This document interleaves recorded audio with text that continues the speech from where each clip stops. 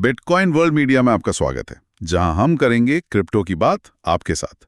तो आज एक बहुत ज़रूरी खबर है, मतलब उन सब के लिए जो क्रिप्टो करेंसी में थोड़ी भी दिलचस्पी रखते हैं या उसमें पैसा लगाया हुआ है।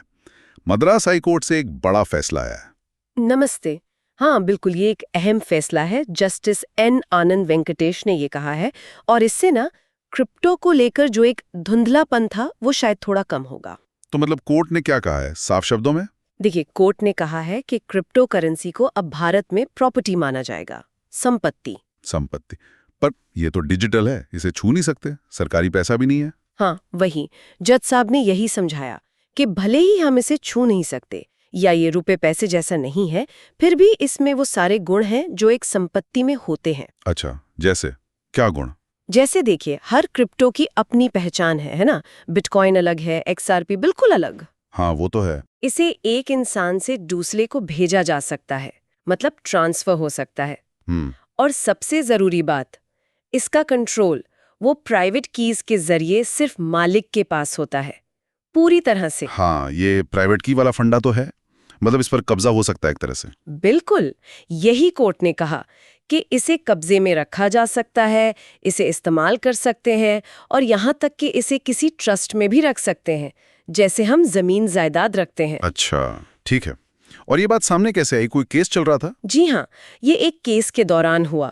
वजीरेक्स एक्सचेंज, जिसे ज़ेनमाई लैब्स चलाती है, और एक इन्वेस्टर के बीच का मामला था। वजीरेक्स? अच्छा, क्या हुआ था उसमें? हुआ ये था कि एक्सचेंज पर एक साइबर अटैक हुआ था। ओहो, तो फिर तो इन्वेस्टर के पैसे गए होंगे, मतलब कॉइन्स। नहीं, यहीं पर मामला थोड़ा पेचीदा हुआ।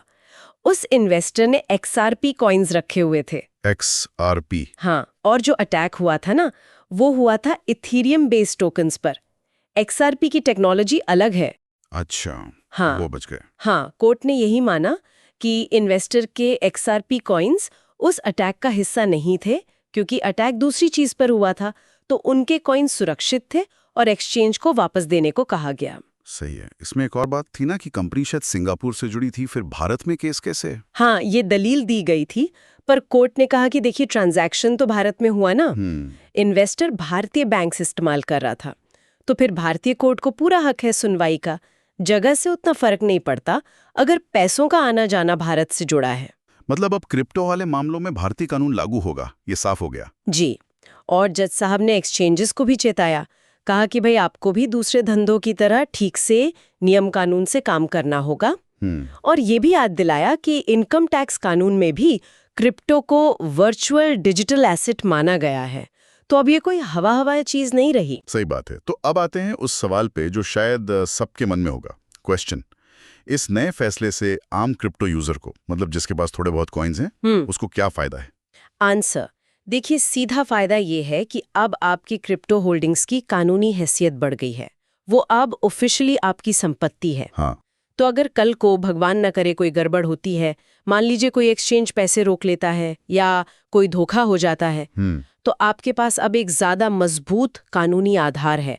आप कह सकते हैं कि ये मेरी संपत्ति है, जैसे आप अपनी कार या जमीन के लिए कहते हैं। अच्छा, मतलब कानूनी सुरक्षा बढ़ गई, अधिकार ज्यादा साफ हो गए हैं। बिल्कुल, पहले से कहीं ज्यादा साफ। इससे एक भरोसा भी बढ़ता है सिस्टम में। ये तो वाकई एक अहम कदम है। तो चलिए आज के लिए एक सवाल अपने सुनने वालों के लिए छोड़ते हैं। क्या आपको लगता है कि हाई कोर्ट के इस फैसले के बाद लोग क्रिप्टो करेंसी में और ज्यादा भरोसा दिखाएंगे? और क्या भारत में इसका इस्तेमाल, इसका चलन और बढ़ेगा? सोचेगा जरूर। डेली न्यूज की ऐसी ही जानकारी के लिए हमारे चैनल को सब्सक्राइब करना ना भूलें। जल्द ही मिलेंगे एक नए टॉपिक के साथ। धन्यवाद।